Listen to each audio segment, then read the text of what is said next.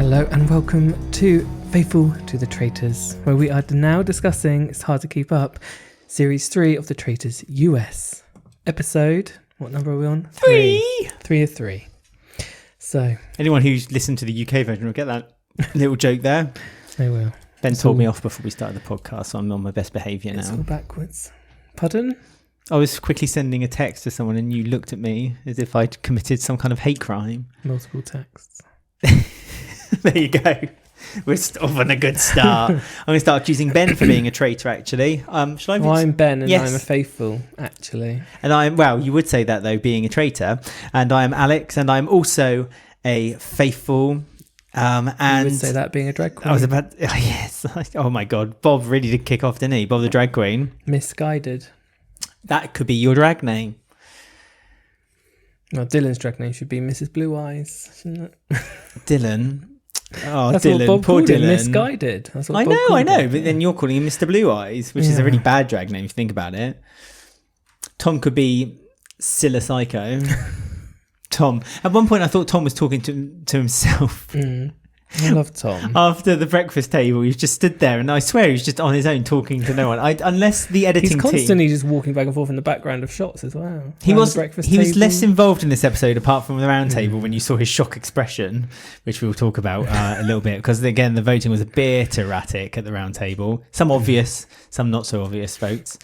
So as always, you can get in touch with us. We will read out your comments and anything that I just about mentioned to you from episode 6, because we are recording up to 5 as a binge for you guys. And then from episode 6, we'll be then doing it live as it's broadcast. This is the US Traitors, of course, Series 3. Back to once a week. You can get... Not yet, though. You can get in touch with us, faithfultothetraitors@gmail.com. If you're watching us on YouTube, just search Faithful to the Traitors podcast, comment underneath the video. You can also like, subscribe, and don't forget to ring the bell. You can also subscribe on any of your favourite podcast apps. Don't forget to tell your friends about us and share us on your social media by finding us on X, @Traitors Podcast, on Instagram, @Faithful to the Traitors. We're also on Threads with that. If you like the podcast, as I say, don't forget to subscribe and tell your friends. And you can also go to buymeacoffee.com/faithful, and then you can give us some, is it silver coins? I forget what it is in the silver American bars, version. Well, we're just generic now. Silver bars, and you can give us one of those just to help monetarily help with the podcast. Just exactly what J. Hay did. Just like J. Hay. Yeah. J. Hey. So you ready for this? There's a question/theory here. Good, go. And it's, I'm guessing this is on the next episode of the US Traitors we're reading out now. So, a recently eliminated player on the US version, brackets, I won't say who it was because in case you haven't watched it yet. Episode 3 so far, we have. so we haven't, no. Said that there's no consequence if the faithful don't banish a traitor. If anything, it's actually a punishment if you banish a traitor, because more traitors are then recruited and you're back to square one figuring out who are the traitors. To give an incentive to really try getting a traitor out, this player suggested no murder that night if they are able to get a traitor out. A murder that night if they get it wrong. So that's obviously something we haven't watched yet, but basically the person is saying if they don't get the traitor at the round table, then there has to be a murder. If they do get a traitor, then no murder for that night. So there's an incentive to actually look for a traitor, because at the moment, Hey Yay, whatever their name is, J. Hay said that there is no true incentive, which is not the first person to have said that, because it was also mentioned a couple of times saying that the rules of the traitors is quite broken and flawed if you think about it, because once the initial 3 or 4 in this version, basically, it kind of resets the game again. So it's kind of like, what's the point of anything leading up to that point, when really the most important part is actually the very last episode when they're looking for the traitor and trying to win the money. If you remember rightly, when the first series of traitors came out, people dug through the internet and looked through archives of TV shows, and there was a show just like the traitors, but it was a 1 episode deal each time, when there was 8 people, and one of those 8 people was basically trying to convince them that they weren't a traitor. Exact same format, just without the long format of over so many weeks and the games in between.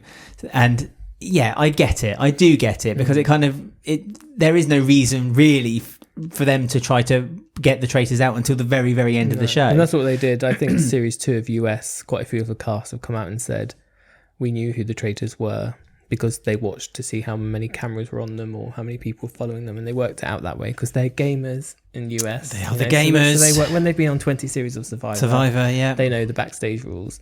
And they said, we knew this and that was a traitor. We just didn't vote them out. We just got rid of the useless faithful. But the Deadwood. It's a dangerous game because if you keep a traitor in, you have to keep a traitor in that you're friends with so they don't murder you. So it is still quite gameplay because you could know who the traitor is but then get murdered and then you haven't obviously told anyone else. With the new rules as well, I think that where they're now on the final round table and the fire pit at the very end of the final episode, when you actually just narrow it down until the final players, I think really you do benefit from knocking out traitors. You probably benefit better if you knock them out nearer the end of the series, because if you do it very early on, then they're going to keep recruiting, so you don't really know how many numbers there are. But by the end of the series, if you know you've knocked out about 3 or 4 traitors, you're probably on a confident path to say that there's only one traitor left in the group. So I think with that in mind, and the new rules introduced where they don't announce whether they're a traitor or faithful when they get banished or at the end of the game on the final episode, I think that's quite useful. But we've seen it in the UK series as well. A couple of the players, and actually the Canadian series too, a lot of the players did say, I've deliberately I know they're a traitor, 100% they're a traitor, but I'm keeping them in on purpose because I want them to, keep me in the game, or and then I can just knock them out. Canada, you're both faithfuls thinking you're both traitors and keeping each other in. I mean, that happens more often than not as well, doesn't it? So that's a dangerous game to play. When you say it's a good game, try and keep traitors in or not banishing them. Is it a good gameplay to get rid of housewives? I mean, that's a perfect gameplay, isn't it? Good game, 2 out of 4. I know we're getting there, halfway there. The wrong one did go though. I know. I love Ian. Ian, yeah, I know. I love her. She was. Look at your mother surviving. But not for long, because then Who the fuck murdered me? she was lovely. I loved Ian, and I thought it was a real shame that she didn't get to show as well. So. And the only one who kind of wanted to stop getting the housewives out of the game was our old mate Boston Rob. Boston Rob was like, it looks too obvious if you keep aiming for the housewives, but no, they want chaos, or more specifically, Bob the drag queen wants chaos. Yeah. And Boston Rob, there's already a bit of friction within the traitors because Boston Rob obviously wants to be the alpha, wants to be the lead. He's coming late as well. And he's coming a bit too late because Bob the drag queen is the lead. But to Boston Rob's credit, he has said on more than one occasion on this episode that he is committed to save the traitors. And they weren't just words. No, he actually put them into practice as well at the round table later in the game. And it made Tony cry and say, "You bitch," and walked off. Well, he said more than that, but again, we'll talk about that a bit later as well, because that was a strange. That was another one of those moments where I didn't think they were allowed to do that anymore, where they pointed someone out deliberately, and that was almost. I'm surprised the group didn't jump on that more than they didn't at all. Still time. I suppose it's Boston Rob though. He's got that legacy behind him. It's a dangerous legacy. So already then we need to do. What's your name and where do you come from? Ian / Chanel, even though her first name's Chanel, so I don't really know what's going on there. Chanel anyway. Ian. Right. The Kenyan-born model and businesswoman Somali. Pardon? That's what it says. The Kenyan-born Somali model. Somali model and businesswoman. I was saying a break then for Chanel. Chanel, has 46. 46 years old, has worked with a number of top designers, Flawless including... Flawless skin. Who she worked with, Chanel, after her name. Chanel worked for Chanel. Tiffany & Co. Oh, yeah. That's the Cartier. jewelry, isn't it? Dolce & Gabbana. Gosh.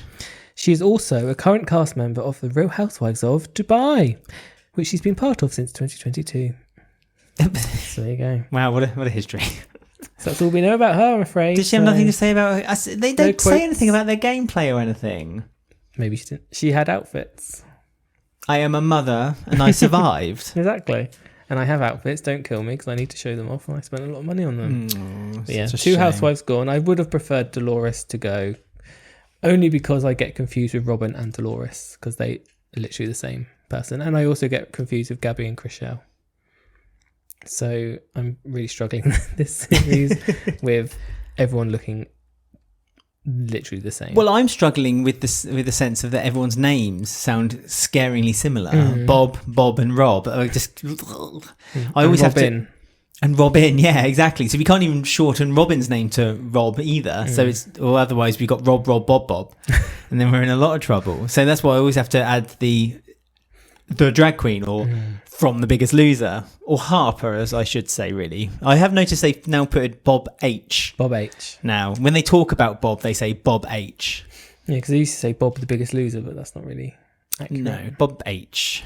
Bob H. Bob H did cause quite the stir, didn't he? He had a little tete-a-tete with Tony, and that caused a lot of frustration within the group, especially around the game, but more so with Nikki, because she felt like she was unfairly pushed forward to start a game because she was being teamed up with Tony, but then took Bob Harper's defense when Tony started bringing his name up as a possible traitor. She was like, well, no, that you're justifying with no evidence behind it. Bob H did enough to sort of push that he's a faithful, but enough to not be a murdered faithful. I feel like that what he did around the round table was enough to save him for a few episodes, I think. I think he's liked by the women as well, because he does stand up for them. Again, the misogyny in the group does seem to stink the room out every now and then. And that was Tony again as well at the game, wasn't it? Wasn't he like, I'm not stepping forward, I'm getting the shield? So this was the argument, you see, and because Bob called him out on it, Tony was like, no, I'm going to show that I am now, and then he stepped forward. So then Nikki was like, well, without even consulting me, thinking, maybe I have a choice in this matter as well, Tony just decided that we were going to go forward. I didn't mind Tony. I do think Tony had his moments of forgetting that there are other people around him, and he just went on as a lone ranger. I think it was I think he wanted to be a traitor and he wasn't, so it was a bit like, I think his whole game plan was, I'm going to be a traitor, and I don't think he really planned out a faithful game plan. But someone of Tony's character always becomes unstuck within the first 3 episodes of the series every time. So someone who's a bit macho, a bit kind of alpha male-esque, especially on the US one where they always do, where they have like a big he's a legacy player in his history of gameplay. They always go, because I think last series it was like Dan from Big Brother who he's come out of retirement for this, and it's like he went on episode 3. It's retirement like, okay, from what? From retirement gaming. from what? From gaming. From going into a house for 2 months a year. So I do think part of it is a bit like they just want to get rid of these legacy gamer people and murder housewives. Well, when the American series ends, I'm going to go into retirement, and I'll only be brought out of retirement if they made a 3rd series of New Zealand Traitors. So there's my threat to the producers and the makers of the show. Good luck. No! Rob wasn't very impressed with Danielle's traitor acting at breakfast either. No, I'm glad you brought that up, because that cracked me up. So Boston Rob is very frustrated with Danielle because he feels like that she's over egging the mixture a little bit. Because this is his first time at breakfast knowing who the traitors are. And around the turret, he was like, oh, I had no clue any of you were. But obviously now that he knows, he's obviously picking up on the obvious signs. Yeah. And again, to his credit, he's doing it for their benefit. He's actually watching and letting them know about, how obvious they can be. I think the original 3 traitors are very scared to kind of let him into their group, because there was a moment today in the episode as well after the game when the 3 of them had a conversation. This is when Bob the drag queen started telling Danielle that Jeremy was suspicious about her, and her, Carolyn and Bob the drag queen were all having this chat with one another of how they were going to go about defending Danielle for the round table. Didn't include Rob, which I thought, I don't think it was done on purpose, but at the same time, I don't know. It felt a bit icky. They don't fully trust him, do they? Because Danielle wanted him out of the game before he was a traitor. Yeah. So he's obviously seen as a bit of a threat, but he is proving his alliance. He's proving his worth. I do feel like this group of traitors, not yet anyway, they have each other's back, which is quite nice to see this early in the game. Normally it's opposite, and Caroline's just there for the vibes, really. Well, Caroline, bubbling along. To be fair to Caroline's the one that no one is suspicious of. Like Bob the drag queen's name's come out, Danielle's name's come out. Rob, Yes, but only because there's... Because he's Rob, because of who he is. Well, not just that. I think that people are suspicious of the three that joined. So Wes, Derek and Rob, but everyone's suspicious of all three, and at least one of them might be a traitor. But Carolyn, like, everyone just thinks she's some kind of forgetful, nutty person who's just skipping around the house. I can't remember who it was. It was Bob H. Yeah, Bob Harper. And it was, Gabby and Chris Sher. It was someone, Nikki. They were all kind of like, oh, she's completely insane. She's nutty. I love it. It's true. There's no way she could be a traitor because... she's too old, and they was on the verge of being a bit mean, but I think it's okay at the moment because she did confide in Jeremy, didn't she? She said, "Oh, people aren't talking to me, or they think I'm a bit scatty," and he was like, "No, you're being you. You're doing great. There's no way you're a traitor." So if I was Carolyn, I'd be happy with that outcome. I wouldn't be assaulted at all. No. In fact, I would, if I did feel hurt, I'd be like, take a step back for a moment and think, well, actually, this is getting me through the game, so I shouldn't be hurt about this at all. Yeah, no, I'm doing good. Caroline's doing a great job. I love her. Carolyn, sorry, not Caroline. Carolyn is doing a fantastic job. Yes, I've been calling her Caroline the whole time. It's fine. She doesn't care. She doesn't know. She don't care. She doesn't know this exists. Oh, so we did have a bit of a dodgy game to play, which isn't not really much to talk about really on the game because it's a bit like it rained. Bob shared his scarf with. Who did he share it with? Nikki? No, because Nikki was with Tony. So whoever Bob the drag queen was with. Someone. I don't think it's an important fact, but I noticed that too. They were sharing. And it rained a lot. But Ivar had a hat. Oh, he had a blooming, what was it, like a pith helmet? That's what they're called, a pith helmet. He's a royal British. Well, it's ridiculous. First of all, colonialism, which is disgusting. And second of all, no, not in the Highlands of Scotland. You don't wear a pith helmet. I'm not saying there's a certain style, but let's just say that that's quite irrelevant. And also, yeah, like I said, it's kind of pushing around this whole kind of like Rule Britannia, look what we used to own. It did make me question this. The one thing this game did do is make me question the intelligence levels of these people. It was tough, wasn't it? Well, it's like you have to describe. To watch. Yeah, you have to describe a door, and there's 4 doors, but like none of them really describe them in any sense or order or anything. And then 3 of them went through, and they were out of the 4 doors, all clowns. And then the 4th group went through, and then they went through the one. Failed again. So it's just there is an easy method that they could have twigged. Well, there was lots, but one very easy one. The first person or couple who walk through say, right, there are 4 doors from left to right, 1, 2, 3, 4. Yeah, we're going into number 1. So there you go. And just do that in every room. They failed the task monumentally, made no money. Deserved. And they didn't win any shields either because the first group to get through or couple to get through won the shield and no one got through. No one made it to the end. Shocking. Absolutely shocking. Serves them right. Do we need to talk about Sam's outfits again? He's still dressed up as Danny Zuko. He's sticking to the style now. He doesn't say much, does he? He's very... He broods. Dark and broody. And, he's brooding. He's brooding a lot. He's showing a bit more muscle, I noticed. He was. You got to. I think to quote myself to you as we were watching, he's the dark-haired Johnny Bravo because he's got quite a big upper body and then he's like a triangular Dorito shape. That's what you want, a and Dorito. He's not doing leg day. As often as he's doing upper body. Well, we might see his legs later in the series if he survives. I would welcome to see his legs. Well, no.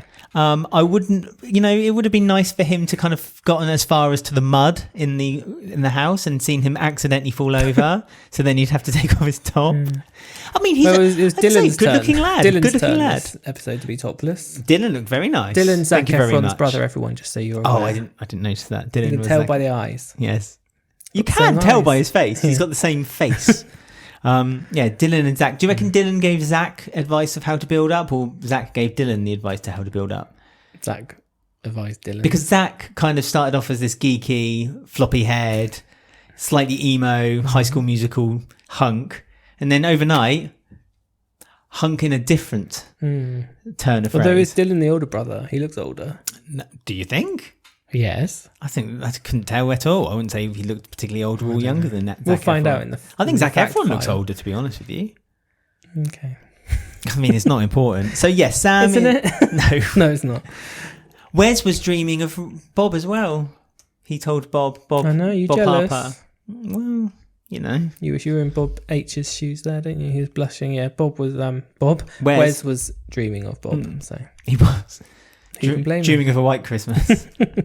So that was the game. There's not much to say. It was just a bit pointless and stupid. You didn't learn anything about anyone. No. Just the fact that the men didn't want to put themselves forward again and people were annoyed.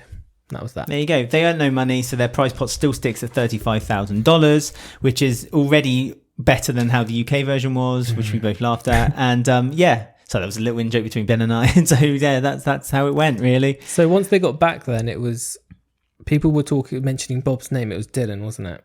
Zac Efron's brother. And was it Jeremy then went to Bob and said, I'm going to tell him. So told him, and then Bob was like, I'm going to go talk to him. Bob the Jeremy drag queen, like, sorry. You need to add the... Oh yeah, Bob the drag queen, sorry yeah. Yes. Not Bob H. No. Jeremy did it, and then it all just went a bit nutty, really, because Bob was like, I'm just going to front up and... Well, Bob the drag queen was ready for the fight. Yes, it was ready for the fight. So when it came to the round table and Dylan... Again, the silence before the round table, before anyone said anything. Everyone's afraid of saying something. It's weird. Dylan stood up and said... I looked at who was most vocal about Wells and when he got banished, and the two people who I spotted was Bob the drag queen and Robin. Based on that, I think they could be traitors. And Bob the drag queen took offense. took quite offense by it. He kind of accused Dylan of bringing the puzzle to the table, bringing the puzzle to the table, getting everyone to fix the pieces together, and then Dylan taking the credit for him being for them being right, and hanging it on his wall, hanging it on his wall, which was kind of a bit of a flex, really. So not kind of denying that he did repeatedly say I'm not a traitor, but without any evidence behind that, he just instead used a kind of almost an entertaining way to kind of make Dylan look like a fool, and it worked. It did work, to be fair. Robin was also mentioned at the same time, and she was kind of agreeing with Bob and going against Dylan as well. So yeah, Bob handled that quite well by being so loud and brash and confident that it makes you sort of think, you are a traitor, you are a faithful. I think he misguided the table by... Misguided? Yes, he misguided the table by this is Bob the drag queen, by deliberately turning it from being a serious accusation into a bit of a joke. And it worked for him, and I can't recall it ever happening before. So Bob the drag queen did a good job there. Good job, 10 out of 10, well done him. Because and it also helped that Rob was wanting to help his traitors as well, so he then... Yes, well, this was another matter. This is when Gabby started pointing fingers, and Gabby was pointing a finger at Tony, and Tony was pointing the finger at Bob. Also Bob, saying that Bob the drag queen. Yeah, Bob the drag queen was a traitor as well. And so then this is when Boston Rob stepped up. Boston, yeah. Sorry, that's okay. No, I interrupted. There's so many Bobs and Robs. It's just, I know. I need a 2-second pause just to know whose people are. Yeah, I need a Juno Birch. That's when Boston Rob took over and was like, all right, he's gonna back up his guy. So he backed Bob up, and then announced to everyone that he gave Tony a shield. Yes, Tony didn't speak to him, and that's suspicious. And yes, Caroline reacted. Tom reacted with his eyes. And that was the moment, I think, where it turned a lot of people to vote Tony, because it kind of went from a bit of a scatter to basically Tony was the top votes by quite a lot. This showed to me that Boston Rob actually has quite an influence in that group, and he's doing it quietly. He's not shouting about it. He's not trying to push his weight around. This, I must say, this is a very good move by Rob. He's not pushing his weight around. He's not being loud. Like, you could argue Bob the drag queen's been quite loud about but I think trying to Bob dominate. Knows that he's on. I think Bob is there because he's on TV, and this is a thing for him. I think that's why he's being so because he knows I'm here for a bit and I need to get the most out of this. A little bit more over the top. I need to get my follower count up. Sort of thing. Who can blame him? He's getting paid. Why not? That's what you do. So Boston Rob, as you said, I gave you the shield, Tony, and after I gave you that shield, I thought you kind of had this common ground, but after that you never spoke to me again. That was suspicious to me. Tony didn't really retaliate until after the vote, and then, as you said, he said something back to Boston Rob, which was, and I quote, "You're a sellout, bro," and that caused a bit of a ruckus around the table as well, which they discussed quite a lot. A lot of people were kind of like, well, that doesn't really make sense because you gave him a shield and then he didn't talk to you, so Rob did defend himself and was like, well, what he just said doesn't make sense because he's the one that I think actually isolated me. So I think people everyone were took on Rob's side. I think everyone that's took what I Rob's mean. side on it. Aye. And they didn't really. They saw what Tony had done. They said that like obviously Tony was a faithful, so it was a mistake. But really, Tony didn't help himself because he didn't really kind of play the game with anyone. I get the impression, again, it wasn't really shown on the screen, but I get the impression that Tony was a little like a one-man player. He kind of kept the gameplay to himself and wanted to analyse things and kind of come out with a plan with himself. He wasn't as forward with talking to the groups as, say, Bob the Drag Queen is, or even Rob is, to be fair. And also at the breakfast table, people said, I don't trust you, you're a policeman. So... I mean, you got that working against him too. So the final vote was Tony got 14. So it was a there was some weird majority rogue ones though. But this is the weird one, and we can discuss this after the fact file or before. But so Ivor got 2, one from Bob the Drag Queen, because I think Bob the Drag Queen's trying to push the narrative at Ivor, and it seems to be working a little bit because after the round table, more people were talking about Ivor, and one from Wes, bless him. Don't know where that came was from. it him that says this is just a nothing vote? Was it someone else? No, that was Jeremy. So Jeremy voted for Tom, shocking Tom to the core. Yes. He looked like Schitt's Creek. Who's the guy in Schitt's Creek? The eyes he makes whenever he's like shocked. Yeah. The son. That. Oh, what's his name? Can't remember. Anyway, him, the guy who wrote it. Yeah. Yeah. Dan Levy. He had like a really similar vibe. Then did you not see? He kind of looked. He does. That. He's quite similar to him actually. That's where I'm getting familiar vibes from. Yeah. David that's it. He reminded me of David when David reacts to something on Schitt's Creek. So Tom voted for him. He said Tom got voted by Jeremy. Jeremy did say this was a throwaway vote. To me, that's a dumb thing to do. It is stupid because doesn't make sense. Tom's innocent. And also, if you're going to throw away a vote for someone who at least you have an inkling for. I think that Jeremy's playing a very safe game by doing that, and I think that will come out as a mistake later on. I think he's going to be one that people don't trust because he's like said Danielle's name like behind everyone's back, but then when someone mentioned Bob, he was like, I'm going to go tell Bob. Do you know what I mean? Like he's being a bit. That's going to come out as two-faced. It's going to come back to bite him. He's going to be picked as two-faced in 3 or 4 episodes. Yes, in a game around a chessboard. Robin got 1 vote from Ivor. I think secretly Ivor fancies Robin. That's what I'm putting it down to. Right. He's our little bisexual royal. He is. Bob the Drag Queen got 1 vote from Dylan. Of course, that makes sense. Because yeah, obviously. And then Bob Harper obviously got 1 vote from Tony. So despite Bob Harper saying, Tony, I don't think you're a traitor, actually, but like you're not doing anything to convince me otherwise. And it was quite sweet to Tony. Tony then was like, "No, screw you, you're getting my vote," and without really anything going at whatsoever. It felt a bit unfair. I think Tony knew this is my end now. So. The nail was in the coffin to link to the next episode or the next game. Well, before that bit we were to do with the traitors, we have got a final. What's your name and where do you come from? Tony. 51-year-old police officer is best known for winning series 28 and 40 of Survivor. At least it's only 2, to be fair. Well, just wait. Oh, hang on. I just read the rest. Yeah, carry on. He additionally competed on the show's 34th season, where he became the second person to be voted off the island. We didn't do so well that's that a bit time. traitor. Second person to be banished. He will also represent the US on the forthcoming Australia versus the World, not Drag Race, Australian Survivor, set to air sometime this year. That's insane. Australia they do versus the World in Survivor now, do they? So they've just recorded this, and now he's recording another reality show. In Australia. Nutty. You wait. I'm telling you, you wait. It'll be like UK versus the World or something like that on the Traitors. There's going to be a World Traitors version. Traitors versus the World. Yeah. And there'll be a few from like the European versions of it as well, like the Dutch version, who can obviously, I would imagine it'll be in English, so they can speak half decent English on the show as well. Anyway, you mark my words, that's going to happen. So yeah, Tony's off. After the banishment, Bob came to talk to Dylan and was like, "You're very brave going up against me, but well done.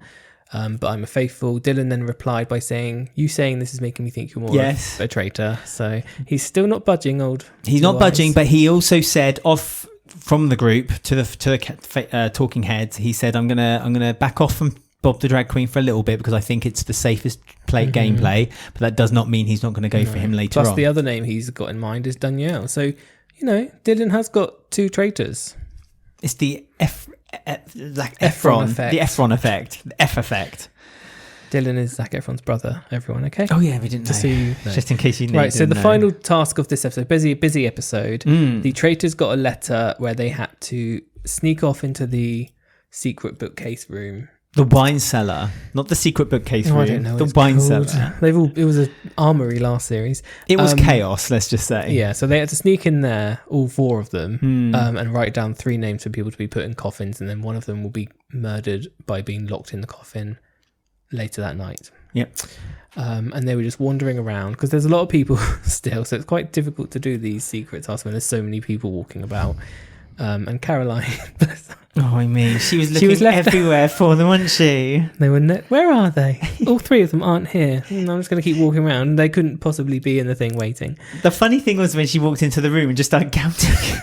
She just started counting people. And she left the door, the bookshelf open as well, so anyone could have walked in. Yeah, and Danielle was like, close the door. She was like, okay. Bob was shouting. It was just, I hate Oh it when yeah, they do Drag Queen this. Bob was Yeah. shouting when I think didn't Was it Robin Gabby? hear them? No, Robin heard them, but Gabby saw Carolyn and Danielle come out of leave, it, we or at think. least it was edited to show that she saw 2 people leaving the wine cellar. I wonder how they do sort these bits out, like production wise, because do you think they tell the cast don't go into here because this is shut off for camera setup or something? Or Oh yeah, maybe. it must be difficult to have these 4 people go missing for that long. But also, Like, what if someone says, "Oh, I need to speak to Bob"? Do you know what I mean? I don't know how it works. Because the other smart if thing, I'm thinking that this is like real. the other smart thing would to be, and you probably would have to know the like the film crews, like who's filming and the producers, like very, very well to spot this. But let's just say, for argument's sake, there's 5 different cameras around the house, so they're all filming different groups of people while they're having discussions. Obviously, there's cameras which are in the the walls and stuff like that. They're showing more candid parts of the show, but there was obviously a film crew that needed to be in the wine cellar ready for them to show their discussion in the wine cellar. So if someone was smart, they could say to them, they could do a Carolyn and kind of walk around, go 1, 2, 3, and count, see how many film crews there were. Well, that's what people were doing last series on the US one, because because they do 20 series of, I don't know, Rumble Down Under or something. Versus the world. One of these weird shows. They know like how the filming is done in the groups and stuff. So it's quite dangerous to have all 4 traitors in a room where people, because if they walked out like it's edited to believe with Gabby, she basically knows who 2 of them are, unless it's they not can come up with a more. good reason for why they're in there. But I mean, at the same time, we do That's a argue. killer. Yes. Well, yes. Oh no, they can't now, can they? Because they've just chosen their 3. But at the same time, you can argue that we always say that the game is easier for the traitors, so they do need to give them some true. kind of way in for the traitor, for the faithful to find them out. So yeah, there was discussions about what 3 to put under. Bob wanted to put Caroline in the coffin. Yeah, Caroline was straight no. She'll do it. He was like, we'll just put a traitor in there, but she can't get murdered, so she won't mind. And the other 2 were basically like, well, Boston Rob said I it looks think she really will. suspicious. Yeah. It's like people will expect that, so it looks obvious. So let's not do that. and we know that when stuff like this happens, the 3 that are in there are always going to have that hanging over them. Yeah. Like in episode 10, 11, 12, 13, even though there's only 12 episodes. No, there's 10 episodes, I think. Anyway, that will keep coming up, and they'll be Yes. like, well, there might have been 1 traitor out of those 3, so we're going to have to just... And they keep narrowing them down until they've gone through every single one of them, and then they find out they weren't, and not one of them was a so traitor. it's safer to not. So that's why they chose Ivor as one of the people. So they had to choose 3 people, by the way, to put in coffins, and then one of the coffins was going to be nailed shut, and they would be murdered. Do the traitors know who's in the coffin? In what order do you think when they nail it? I would Or hope do you so. think it'll What, be you think it's random? Yeah, and one of those 3 will be killed. That'd be dumb. I hope they don't. That would be stupid. What's the point in it then? Well, it's just dramatic, isn't it? Okay. It's for television purposes. I think that would be better. What is the 'cause point then- of any of this? That would be better, because then they won't know which of the 3 they've killed, and it'll be good when the next No, morning. you know my feelings about random chance. I said it in the UK series. There was a card game, and I didn't like it. Well, because- maybe this is the version. Well, I don't like it. I feel like if you're going to be banished or murdered, it should be on your own. It should be something you've done as a consequence, not a There's chance a reason fate. that those 3 were picked, so maybe all 3 of them none of the traitors care if any. Yeah, but there's always one that you want more. Yeah, so they true. say 3 names because, again, for television, but there's always one that they want more. Ivor went forward is in one of the coffins because they think well, everyone thinks he's a traitor, so it's just an easy. So that can be you're a traitor. You're the you traitor put yourself there. Traitor. You just said traitor. Nikki because it's random, because they like being a bit random, and Jeremy because of his suspicion. But this is a weird one for me. Danielle was like, I want Jeremy in a coffin because he's saying my name. That's a tricky one. That does not very often the traitors would do that because it looks too obvious. Yeah, but I think she's going for the double back-handed. They're trying to set me up by putting you in a coffin, so I'm a faithful. Okay, yeah, I suppose. But then it's a danger. he's just going to be like, well, that's what a traitor would say, and you want it. How many times can you do it? But yeah, those are the 3 that are up for murder, and one of them will be nailed in the night. Well, hey, lucky them. If only it was one of the ones I wanted to be in a coffin. Dylan. Oh, it reminds me of Interview with the Vampire all over again. Who was the one? Oh, it was Tom. His thing when they showed him in his hotel room, he had a little rubber ducky. He was like looking at. Bath, yeah. What was going on there? Acting. I mean, all I can say is that Rubber ducky was having a wonderful time. There's a secrecy agreement between the production of The American Traitors and the local hospital of a rubber duck being found. Signed an NDA. Yeah, found up something that shouldn't be found. Of course not. That I'm explains joking. Tom's faces. Well, yes. Oh my God, he's sticking rubber ducks up his ass. Yeah. That's why he's always looking surprised and a bit uncomfortable. That must be it. Allegedly, because they'll sue the hell out of us because they're American. So allegedly, Tom sticks rubber ducks up his ass. It was only what we were led to believe by the Production. beauty, by the acting. Right, so there you go. That's the big busy episode done. Yes, so keep listening because or watching if you're watching us on YouTube, because the next episode is out right now. As you say, you can binge the first 5 episodes of this. If you want to get in touch with us, we'll start reading out emails and your comments from episode 6. Just go to faithfultothetraitors@gmail.com. If you are watching us on YouTube, well done. You found us by searching Faithful to the Traitors podcast. Why not reward yourself by commenting underneath, I'm a big boy now. And also you can ring the bell, subscribe, and give us a like. Don't forget you can also subscribe on any of your favourite podcast apps if you like listening to us audibly. Don't forget to share us as well to your friends. You can find us on X @Traitors Podcast, on Instagram @Faithful to the Traitors. And if you have shared us with your friends and you have liked all these different bits and pieces, you can also help us monetarily by going to buymeacoffee.com/faithful. Lovely. Right, so we are off to get into the next episode then, and we will see you all soon. Until we see you though, stay faithful.